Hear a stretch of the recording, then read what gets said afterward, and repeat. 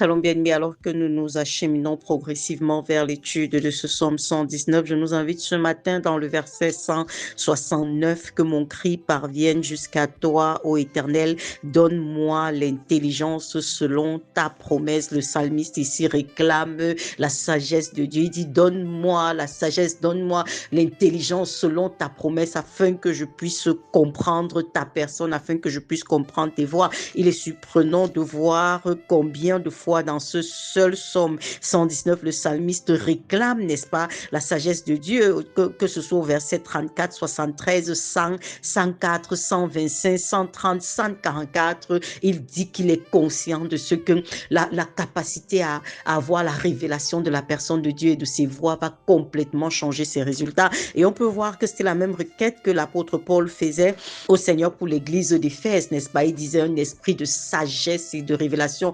Très souvent, nous pouvons ne pas avoir, je veux dire, ne pas être conscient de combien c'est notre véritable besoin, la compréhension de la personne de Dieu, parce que c'est ça qui change nos résultats complètement. Et je voudrais pour cela que nous regardions Luc 15, n'est-ce pas? Vous connaissez Luc 15 avec la parabole du fils prodigue. Mais ce matin, je nous invite à regarder l'attitude du fils aîné après que son frère cadet soit revenu de l'exil, n'est-ce pas? Et que son père lui ait fait cet accueil glorieux qu'il lui a fait. Voici ce que le fils aîné dit.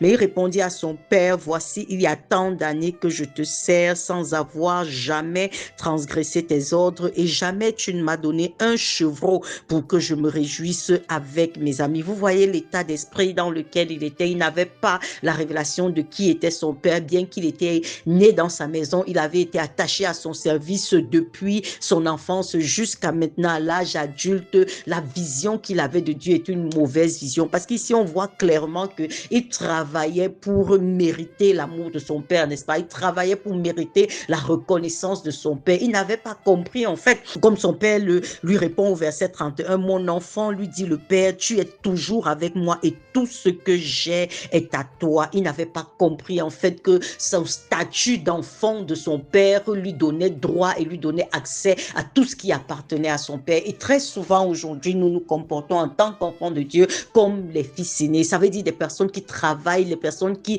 veulent mériter ce que Dieu leur donne. C'est faux. Tu ne peux pas mériter ce que Dieu te donne. Tu ne peux pas mériter ce que Dieu te donne. Donc tu dois comprendre qu'une fois né de nouveau par la grâce, tout a été donné par la grâce et tu reçois toutes choses dans le royaume de Dieu par la grâce de Dieu qui te rend capable, certes, de faire un travail, de produire des résultats, mais si tu ôtes le facteur grâce, alors ta relation avec Dieu est complètement biaisée et tu vas manifester la frustration et la déception de ce fils aîné qui n'avait pas compris en fait qu'il n'était pas là pour prouver quelque chose à son père, mais il était là pour reconnaître effectivement la faveur qui était la sienne d'appartenir à son père bien-aimé. C'est ce que le psalmiste avait compris lorsqu'il pouvait dire donne-moi l'intelligence pour comprendre tes voies. Nous avons besoin de comprendre comment ça fonctionne dans le royaume de Dieu. Nous avons besoin de comprendre la sagesse de Dieu, n'est-ce pas? Parce que nous ne pratiquons pas la justice pour amener Dieu à nous aimer, bien-aimés. Nous ne faisons pas du bien, nous n'obéissons pas à Dieu afin qu'il nous aime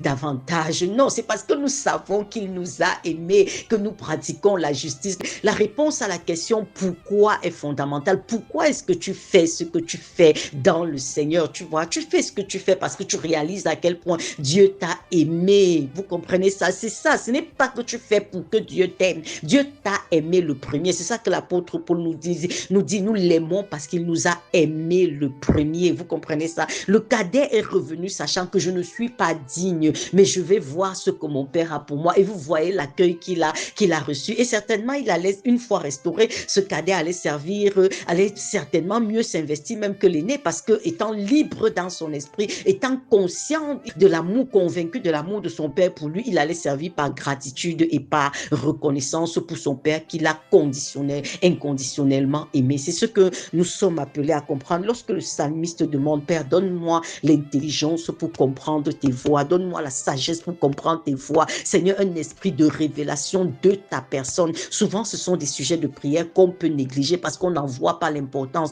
Mais vous voyez que l'apôtre Paul n'a pas demandé pour l'église d'Éphèse la puissance, n'a pas demandé pour l'église d'Éphèse la richesse, n'a pas demandé pour l'église d'Éphèse la gloire. Il a dit un esprit de sagesse et de révélation afin qu'ils comprennent quel est leur héritage. Parce qu'il commence en disant vraiment Dieu qui nous a bénis de toutes sortes de bénédictions. Est-ce que tu es conscient que tu ne dois pas approcher Dieu pour le forcer à te donner quelque chose, mais tu dois apprendre à recevoir ce qu'il a déjà pourvu pour toi. Dieu a tout pourvu pour toi, bien-aimé. Dieu a tout pourvu pour toi et tu dois apprendre à recevoir. Comment est-ce qu'on reçoit dans le royaume de Dieu? C'est par la foi en ce que Dieu a fait pour nous. C'est par la foi en l'œuvre accomplie de Christ à la croix. C'est de ça qu'il est question. Et ce matin encore, je t'invite vraiment chaque jour à dire au Seigneur Père que je veux libérer la sagesse de Christ en moi, n'est-ce pas? La sagesse de Christ est en moi par mon esprit régénéré. Je veux libérer cette sagesse. Je veux libérer la sagesse de Christ en moi. Et cette sagesse-là se libère dans la parole de Dieu parce que plus tu comprends